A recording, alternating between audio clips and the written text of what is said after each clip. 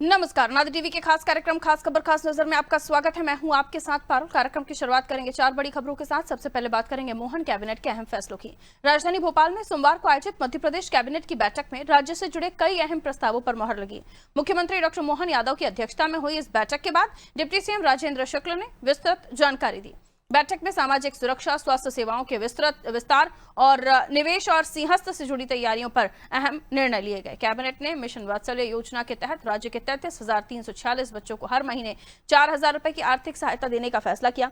दूसरी खबर में बात करने वाले हैं खूंखार नक्सली हिडमा की।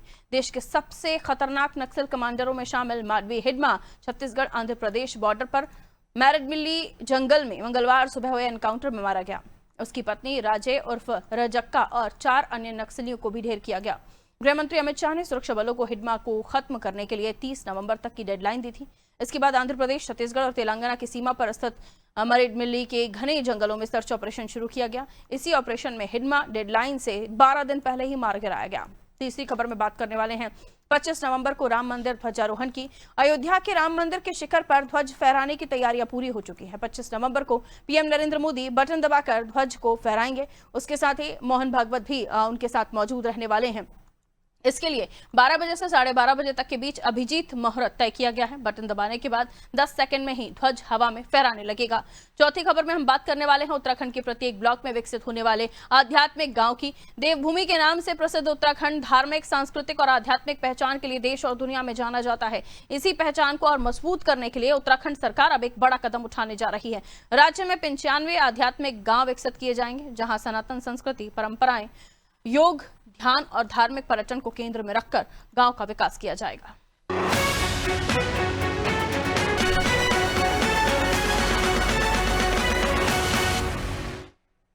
और आइए अब शुरुआत करते हैं पहली खबर के साथ। राजधानी भोपाल में सोमवार को आयोजित मध्य प्रदेश कैबिनेट की बैठक में राज्य से जुड़े कई अहम प्रस्तावों पर मोहर लगी। मुख्यमंत्री मोहन यादव की अध्यक्षता में हुई इस बैठक के बाद डिप्टी सीएम राजेंद्र शुक्ल ने विस्तृत जानकारी दी। बैठक में सामाजिक सुरक्षा व्यवस्था, सेवाओं के विस्तार, निवेश और सिंहस्थ से जुड़ी तैयारियां जिन पर अहम निर्णय लिए गए। कैबिनेट ने मिशन वात्सल्य योजना के तहत राज्य के 33,346 बच्चों को हर महीने 4,000 रुपए की आर्थिक सहायता देने का फैसला किया। इस योजना में 60% तक सहयोग केंद्र सरकार करेगी। राज्य सरकार की ओर से इसके लिए 1,022 करोड़ रुपए की मंजूरी दी गई है। मुख्यमंत्री ने अधिकारियों को निर्देश दिए हैं कि आर्थिक सहायता के साथ साथ महिलाओं को रोजगार और स्वावलंबन से जोड़ने की योजना तेजी से लागू की जाए। डिप्टी सीएम ने बताया कि लाडली बहना योजना के तहत अब हर महीने 1,500 रुपए सीधे बहनों के खाते में आएंगे। नवंबर से ये राशि आना भी शुरू हो जाएगी। उन्होंने कहा, देवास से शुरू हुई भावंतर योजना के अच्छे परिणाम सामने आए हैं। मात्र 15 दिन में लाखों किसानों के खाते में 33 करोड़ रुपए जमा किए जा चुके हैं। वहीं सिंहस्थ तैयारी और स्वास्थ्य सेवाओं के विस्तार पर भी कैबिनेट ने कई निर्णय लिए हैं।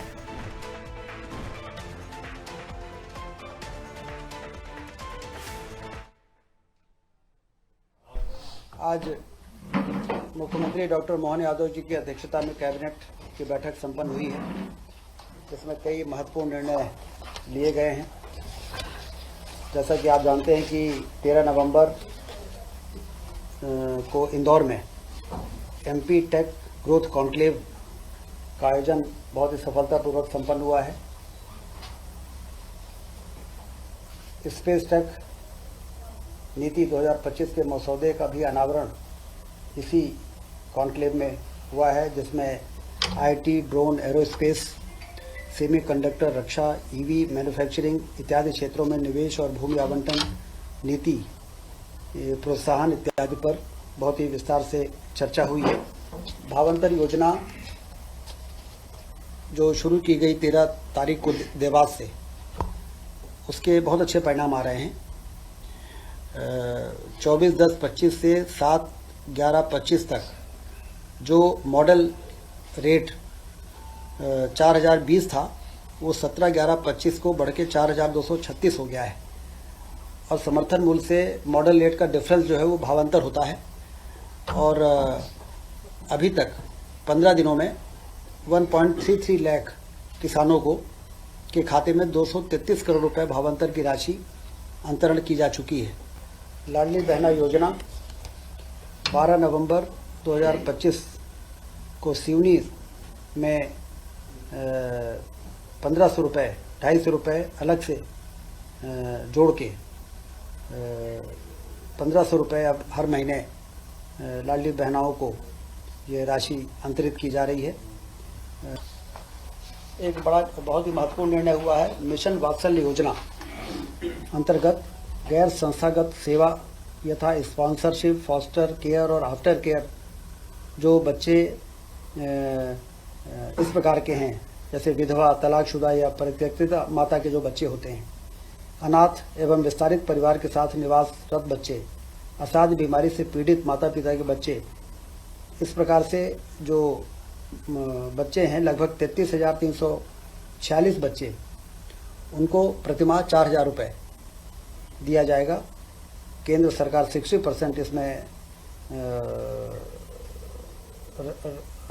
का अंश रहेगा और राज्य का 40%। आयुष चिकित्सा को प्रोत्साहित करने के लिए, बढ़ावा देने के लिए अब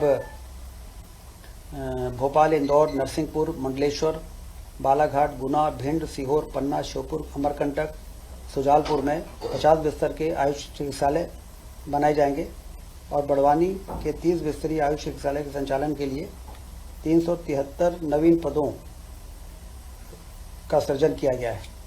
इसके साथ ही 806 मानव संसाधन सेवाएं ऑन कॉल हेतु स्वीकृत की गई हैं। इन 373 नियमित पदों पर वार्षिक व्यय आएगा 25 करोड़ 57 लाख रुपए। तो देखिए, अहम निर्णय लिए गए हैं मोहन कैबिनेट में और जानकारी दे रहे थे राजेंद्र शुक्ल, लेकिन इसमें सबसे जो मैंडेटरी चीज़ है वो है मिशन वात्सल्य। इसके तहत गरीब बच्चों को 4,000 रुपये की जो सहायता राशि है वो दी जा रही है और उसमें कुछ नॉर्म्स हैं जिसको भी राजेंद्र शुक्ल जानकारी दे रहे थे, जिस पर आइए आज जो निर्णय लिए गए हैं उसको लेकर और भी हम जानकारी ले लेते हैं। हमारे पॉलिटिकल एडिटर मनोज वर्मा जी हमारे साथ जुड़े हुए हैं। अनाथ बच्चे या फिर जिनकी माता पिता बीमार हैं या किसी भी कंडीशन में वो उस स्थिति में नहीं है जो भरपूर परवरिश अपने बच्चों की कर सके फाइनेंशियली, 4,000 रुपये बड़ी राशि होती है मनोज जी। वात्सल्य योजना जिसके तहत बच्चों को ये राशि मिलेगी और किसानों को 33 करोड़ रुपए का भुगतान। ऐसे कई सारे फैसले हैं आज जो मोहन कैबिनेट में लिए गए, आप इन फैसलों को कैसे देखते हैं? देखिए, निश्चित तौर पर जो वात्सल्य योजना का आपने जिक्र किया तो याद होगा हमने देखा था कोविड के समय पे ऐसे बच्चे जिनके माता पिता इस दुखद त्रासदी की भेंट चढ़ गए थे, उनके लिए योजना शिवराज सिंह सरकार ने शुरू की थी। लेकिन बीच में ऐसी भी खबरें आई थी कि उन बच्चों को समय पे पैसे नहीं मिल पा रहे थे या उनकी संख्या बहुत कम थी। लेकिन इस वात्सल्य मिशन में जैसा राजेंद्र शुक्ला ने बताया कि कितनी सारी कैटेगरी के बच्चों को इसमें जोड़ा गया है और ये संख्या लगभग 33,000 के आसपास है। उसमें 60% राशि केंद्र सरकार को देना, 40% मध्य प्रदेश सरकार को। तो कह सकते हैं कि बड़ी महत्वपूर्ण स्कीम है ये, क्योंकि कई बार होता है कि माता पिताओं को मजबूरी में, हमने ये भी देखी है कि वो बच्चों को बेच देते हैं। कई बार ऐसा होता है कि आर्थिक परिस्थितियों के कारण कई हमने देखा कि बच्चों को मार दिया जाता है। तो इन स्थितियों में ऐसे बच्चों के लिए एक बड़ी सहायता राशि, उनके परिवार के लिए भी, क्योंकि 4,000 की राशि में बच्चों का पालन पोषण कर सकते हैं। इसके साथ ही वो उनको स्कूलों के फीस का इंतजाम कर सकते हैं, क्योंकि देखा यही जाता है कि ऐसे बच्चे जिनका कोई ओट हो नहीं रहता, वो किस प्रकार उनके साथ त्रासदियाँ होती हैं, नज़दीक के रिश्तेदार जो है उनको ठुकरा देते हैं। तो कह सकते हैं कि एक बड़ी स्कीम सरकार ने लॉन्च की है और निकट भविष्य में कई बड़ी संख्या में लोगों को इसका लाभ मिलेगा। दूसरा एक हमने देखा कि आयुष विश्वविद्यालय की जो बात हुई है आयुर्वेद की, तो 12 जिलों का चयन किया गया। उनमें हम देखें अगर 3-4 बड़े जिलों को छोड़ दें तो ज़्यादातर उसमें छोटे ज़िले हैं। तो आयुष में एक ही छत्र के नीचे आपको आयुर्वेदिक, होम्योपैथिक ऐसी तमाम सारी सुविधाएं मिलती है। अभी होता यह है कि छोटे कस्बों में या तो नर्सिंग होम के आश्रित आदमी रहता है या सरकारी डिस्पेंसरियों के भरोसे, लेकिन अगर उसको कोई आयुर्वेदिक या होम्योपैथिक उपचार कराना हो तो उसको बड़े शहरों की रुख करना पड़ता है। अब इस दौर में हम देख रहे हैं कि पूरी दुनिया योग और आयुर्वेद की तरफ भाग रही है। हम देख रहे हैं कि देश दुनिया के तमाम सारे लोग हिंदुस्तान में उपचार कराने आ रहे हैं। तो ऐसे में सरकार का यह प्रयोग निश्चित तौर पर सराहनीय है, क्योंकि आप देखिए जैसे ओंकारेश्वर की बात करें, वहाँ ये खुलना है, शाजापुर की बात करें, तो इसको हम ऐसे भी देख सकते हैं कि 2-3 साल बाद सिंगस होना 2028 में, जिसमें करोड़ों की संख्या में लोग आएंगे।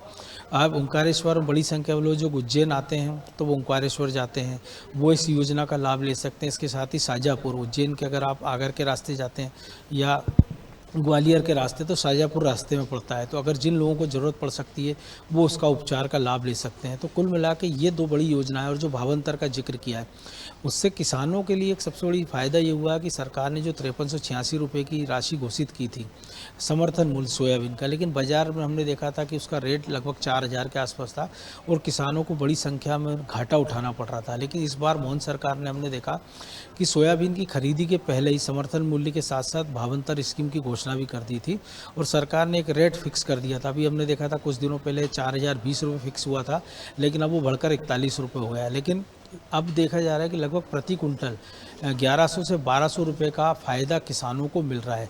अभी पिछले दिनों ही मुख्यमंत्री ने एक बड़ा कार्यक्रम करके लाखों किसानों के खाते में 33 करोड़ रुपए की रकम ट्रांसफ़र की थी। जी। पिछली बार भी हमने देखा था शिवराज सरकार ने योजना लागू की थी, लेकिन प्याज को लेकर योजना लागू थी, लेकिन कई सारे किसान आज तक शिकायत कर रहे हैं कि उनके खातों में अभी तक पैसा नहीं गया। लेकिन ये ऐसी स्कीम है कि जिसमें एक सप्ताह के अंदर अंदर किसानों के खाते में पैसा ट्रांसफ़र किया जा रहा है। तो ये निश्चित तौर पर तीनों ऐसी बड़ी स्कीम है जिसका व्यापक फ़ायदा प्रदेश के हजारों हजार लाखों लाख लोगों को मिलेगा।